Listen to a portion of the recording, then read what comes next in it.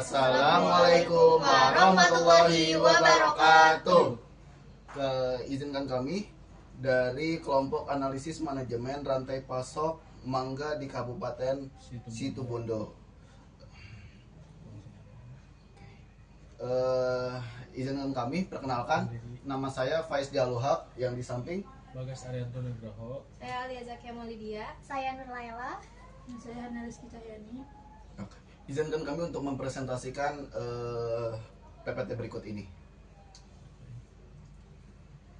Oke, yang pertama di penampilan mangga, buah mangga. Buah ini telah menyebar ke Asia Tenggara sejak 1500 tahun silam. Buah ini mudah ditemui di banyak tempat wilayah di Indonesia. Saat ini, produksi mangga di Indonesia telah menempati nomor 4 di dunia setelah India, Cina, dan Thailand. Kemungkinan besar potensi untuk menjadi nomor 1 terbuka lebar karena lahan di Indonesia masih sangat mencakupi untuk keperluan tersebut. Lanjutnya, produksi mangga di Situbondo sebagian besar dilakukan dengan metode pengolahan yang sederhana atau konvensional. Bahkan, masyarakat cenderung membiarkan tanaman mangga tanpa adanya perawatan. Hal tersebut seringkali menyebabkan mangga yang dihasilkan tidak memenuhi persyaratan mutu yang telah ditetapkan konsumen. Persepsi petani, mangga yang belum berorientasi mutu menyebabkan sebagian besar pelaku usaha tidak menerapkan good agriculture process atau dalam kurung GAP dan good manufacturing process dalam kurung GMP. Hal tersebut mengakibatkan mutu mangga yang dihasilkan menjadi rendah sehingga menurunkan daya. Oke, lanjutnya akan dilanjutkan oleh teman saya Faiz Dialuhak. Analisis manajemen rantai pasok merupakan langkah awal yang krusial dalam memahami kondisi serta mengidentifikasi potensi peluang, hambatan, dan permasalahan dalam aliran rantai pasok suatu produk, yang kemudian menjadi dasar untuk perbaikan kinerja dan pengembangan sistem tersebut. Studi mengenai manajemen rantai pasok mangga mana lagi di Kabupaten Situbondo menggunakan kerangka kerja Food Supply Chain Networking yang dikembangkan oleh Lambert dan Cooper serta dimodifikasi oleh Voss pada tahun 2025. Penelitian ini dilakukan oleh Purianto, Hani, dan Subekti pada tahun 2018, menganalisis berbagai aspek termasuk struktur rantai pasok yang menunjukkan bahwa aliran distribusi mangga dipengaruhi oleh cara penjualan petani melalui pedagang, pengepul, menghasilkan 3 model utama dalam sistem distribusi mangga di daerah tersebut. Model rantai pasok mangga di Situbondo. Model yang pertama, melalui pedagang pengepul. Model kedua, melalui kelompok tani. Model ketiga, langsung ke pedagang pengecer. Baik, selanjutnya yaitu mengenai struktur rantai pasok. Nah, yang pertama itu ada petani. Jadi, petani itu merupakan produsen utama, pelaku awal yang membudidayakan mangga di Situbondo. Produktivitas dan kualitas panen tergantung pada pola budidaya, misalnya organik atau konvensional.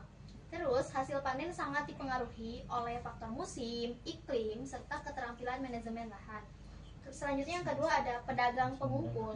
Nah, pedagang pengumpul ini biasanya mengambil mangga langsung dari petani.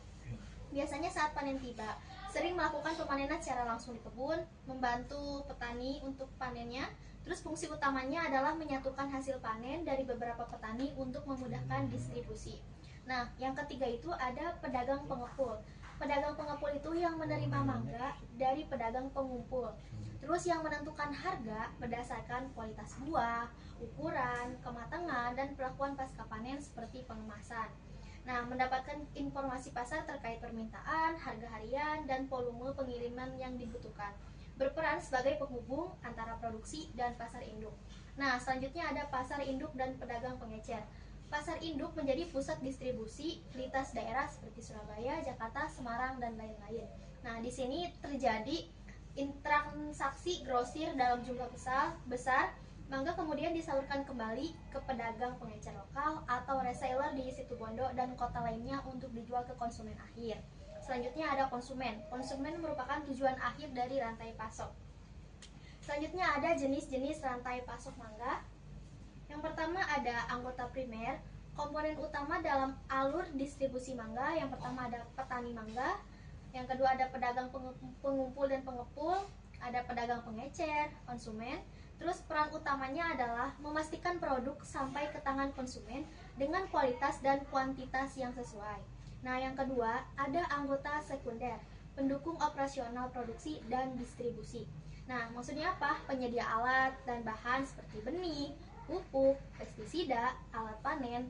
Terus ada juga transportasi, mengangkut mangga dari kebun ke tempat penjualan. Selanjutnya ada penyedia layanan pasca panen termasuk pengemasan, penyimpanan, dan pengawetan. Nah, next sama Hana. Dapat dilihat struktur dan alur distribusinya. Dapat tiga aliran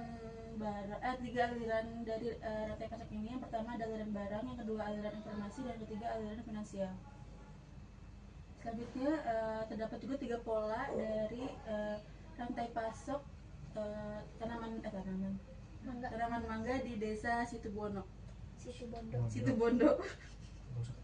Yang pertama, pola pertama itu petani, lalu ke pengumpul, setelah itu ke pengepul, lalu ke pengecer, dan berakhir ke konsumen. Pola kedua yaitu petani, lalu ke kelompok tani, setelah itu ke pengepul, dan berakhir juga ke konsumen.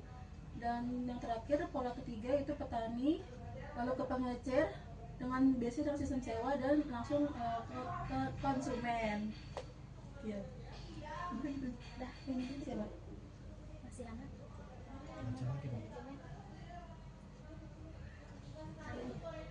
Hana kuliah. Hana.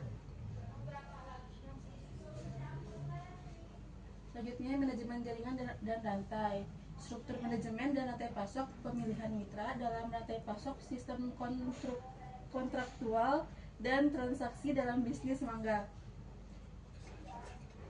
Sumber daya alam rantai pasok. Yang pertama sumber daya fisik, yaitu lahan, peralatan pertanian, kendaraan transportasi. Yang kedua sumber daya teknologi, yaitu penggunaan teknologi dalam budidaya dan pasca panen. Selanjutnya sumber daya manusia, yaitu peran petani, pedagang, dan tenaga kerja. Dan yang terakhir sumber daya modal, yaitu sistem pembiayaan di dalam rantai pasok. Selanjutnya akan disampaikan oleh Lia. Yang selanjutnya adalah proses bisnis dalam rantai pasok mangga di Situbondo. Yang pertama ada hubungan bisnis antar aktor rantai pasok. Dalam rantai pasok mangga Situbondo, hubungan antar aktor seperti petani, pedagang pengumpul, pedagang pengecer, dan konsumen masih bersifat tradisional dan cenderung informal. Interaksi lebih banyak dilakukan melalui transaksi jual beli langsung tanpa adanya kerjasama, kontraktual, atau perjanjian formal jangka panjang, yang mengakibatkan koordinasi antar pelaku lemah, terutama dalam hal informasi harga pasar, waktu panen, dan mutu produk. Yang selanjutnya adalah ketergantungan tinggi pada tengkulak pedagang pengumpul dan karena petani tidak memiliki akses langsung ke pasar. Yang kedua adalah pola distribusi mangga di Situbondo yang sudah dijelaskan oleh Faiz dan Hana. Ada 3 model. Yang model pertama itu model yang paling umum namun memperpanjang rantai pasok dan mengurangi margin keuntungan bagi petani. Untuk model yang kedua, pola ini lebih pendek dan memiliki potensi meningkatkan posisi tawar petani melalui kelembagaan kelompok tani. Dan yang terakhir adalah pola yang langsung yang dilakukan dalam skema sewa lapak atau kios di pasar efisiensi, tetapi menuntut modal dan logistik dari petani. Yang selanjutnya ada tantangan dan peluang dalam manajemen rantai pasok. Untuk tantangannya sendiri yaitu kurangnya akses informasi pasar bagi petani mengakibatkan ketidakseimbangan harga. Lalu ada minimnya teknologi pasca panen seperti penyimpanan dan pengemasan menyebabkan turunnya mutu produk. Lalu tidak adanya standar mutu yang konsisten akibat kurangnya penerapan GAP dan GMP. Untuk peluang perbaikannya yaitu penguatan kelembagaan kelompok tani agar petani memiliki posisi tawar yang lebih kuat, pemanfaatan teknologi informasi seperti platform digital untuk mengetahui harga pasar secara real time, dan yang terakhir penerapan sistem kontrak, misalnya sistem kontrak farming antar petani dengan pengepul atau pedagang besar. Yang terakhir adalah kesimpulan. Rantai pasok mangga di Kabupaten Situbondo masih belum berjalan secara efisien akibat keterbatasan informasi, modal, dan manajemen rantai pasok. Untuk meningkatkan daya saing, diperlukan integrasi antar aktor, pemanfaatan teknologi, serta kebijakan yang mendukung pemerataan keuntungan dan dalam rantai pasok mangga. Oke, terima kasih sudah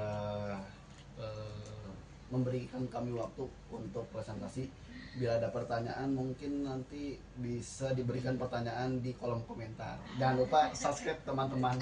Atau langsung japri aja. Iya. Sekian dari kami. Mohon maaf bila ada salah kata. Assalamualaikum warahmatullahi wabarakatuh.